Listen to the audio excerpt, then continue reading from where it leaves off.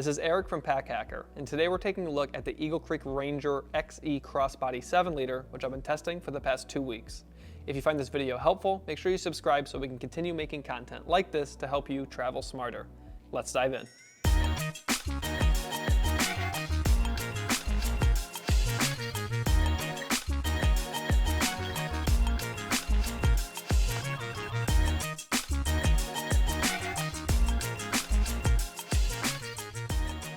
So we've got 3 materials to work with here. We've got a 400D polyester ripstop, which I believe is that main material. You can see the diamond ripstop texture. Great shout from a durability to lightweight ratio, just very lightweight but also durable. And we've also got a 420D nylon, which I believe is this accent here on the bottom.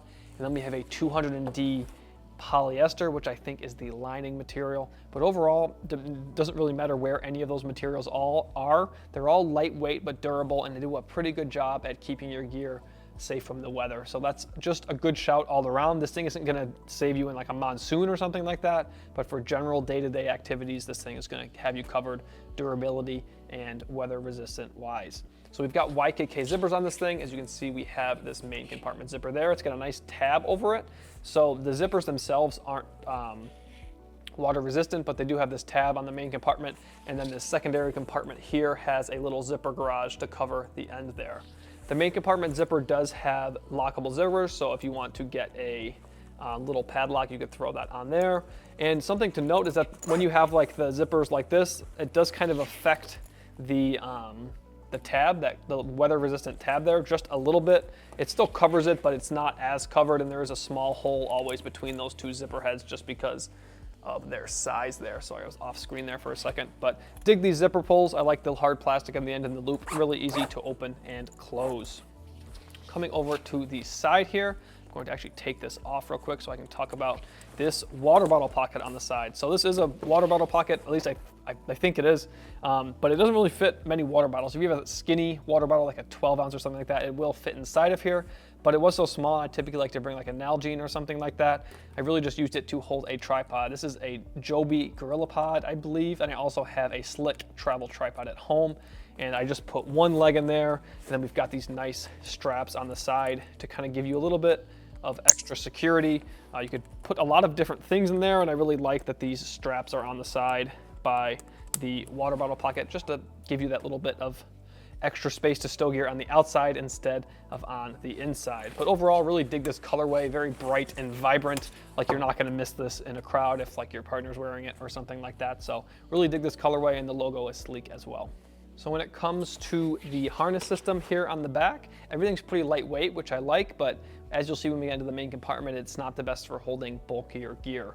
So starting with the back panel, we've got a fair amount of padding here, but nothing super thick. So like if you do have things inside, you can kind of see the contour of the gear that I have on the inside right there. Like there's not as much gear right here, but there's stuff right here. So it kind of moves with what you've got on the main compartment, but we'll get onto that later. It's got some nice mesh for like breathability, and just overall this thing keeps really cool, which I like, especially if you're doing something active with this like cycling or even just a long walk around the city. It stays fairly cool. We do have a handle here as well, which you can kind of feel sometimes when you're wearing it. It does fold pretty flat there, but if you're wearing a thin shirt, you can kind of feel it. It's not comfortable, but it's there. Then moving on to this shoulder strap here. So first thing to note is that this is reversible. So you can undo this clip here and then also just pull it through like that and switch it to the other side. One thing I should note is that this is not symmetrical, as you can see. So it does wear differently on each shoulder if you do switch it, but it's comfortable both ways, but it is a little bit different. So would be a bummer if it's less comfortable for you on the way you prefer to wear it. But this shoulder strap has little holes here that is really good, again, for that aeration to keep things cool. No attachment loops here or anything like that. Didn't really miss that, but typically you see lots of things on there. But overall, I think this harness system is very comfortable and pretty customizable as well. So I've got it on right now, and I've actually got it on a way I wouldn't normally wear it. Typically I'd wear it across the other shoulder. And just to show that it is pretty comfortable, even wearing it in a way that I wouldn't typically wear it. But right now, because of the items I have inside, the back panel is pretty comfortable, even though it was some of the back panel didn't have anything pushing up against it. I have pretty flat items in there, so this is comfortable.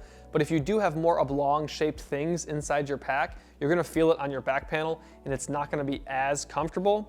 But overall, I really just dig how this thing wears, and I also like that you can switch it from one shoulder to the next.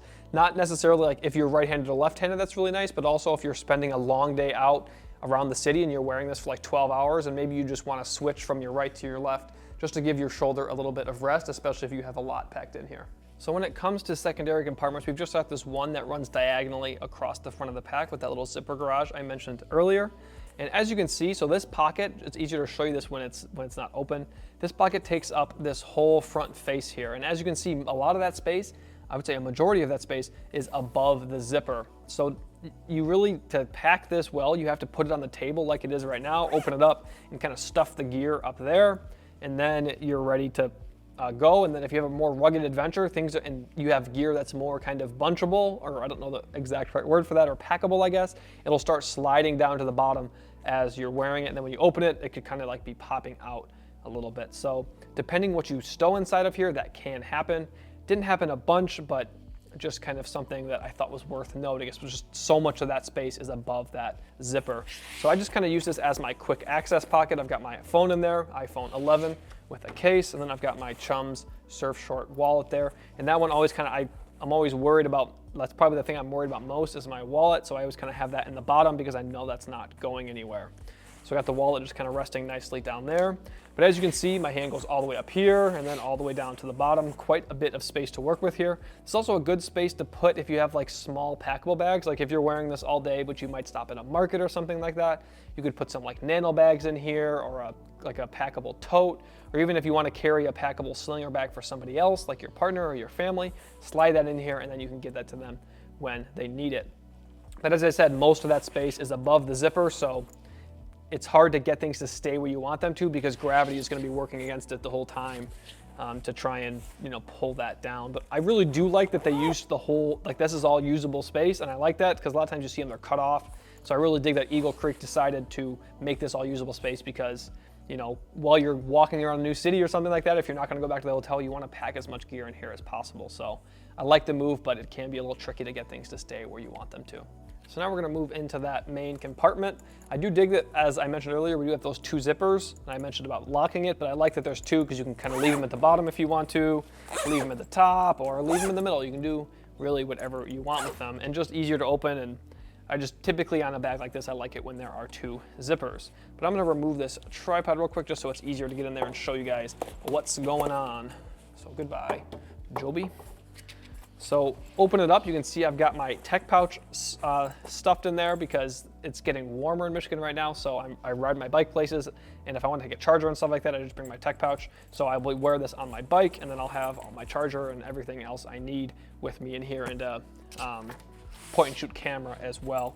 And then also spring in Michigan means rain, so I've got my packable jacket right here. So, but now that there's nothing inside there, we can get a good look at the space. So most of the space is just open real estate. Really can do whatever you want with it.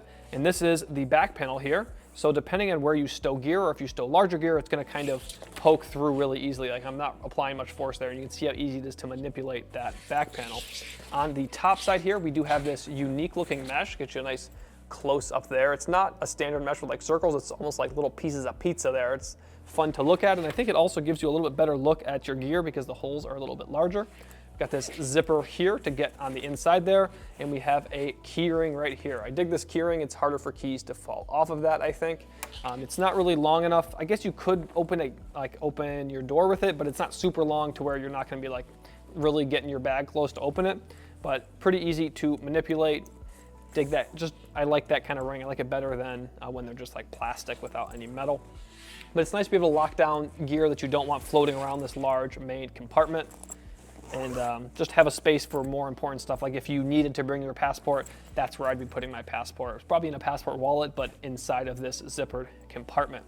So I did try carrying a camera with this, and just like a camera inside there without a case or anything like that. And it just, no matter how I put it, I found I was getting poked by this back panel. So more like oblong shaped or not flat items, or even like things like this, these have really nice rounded edges, so it was comfortable. But something like a camera, or anything similar to that. It's like that has those harsh angles. It's hard to pack inside of here without making it a little bit, it's not uncomfortable, but you can feel it on your back, and if you were to wear it for an extended period of time, that might get uncomfortable. So you can also do it so where you have like a nice base layer, because there is, as you can see, quite a bit of width here. So you can have like a nice base layer on the back panel there and then put stuff on top of it. But I will say it is kind of hard to pack just things that aren't flat or really rounded, nice edges. But overall, I was really happy with how much gear I could stow in here. It feels a little bit bigger than 7 liters. And maybe that's just me. It's a unique size or shape, I should say. So maybe I'm just not used to that. But I found I was able to pack more than what I needed for the day, even when I'm planning to be out most of the day. And I just really dig how everything kind of comes together and looks.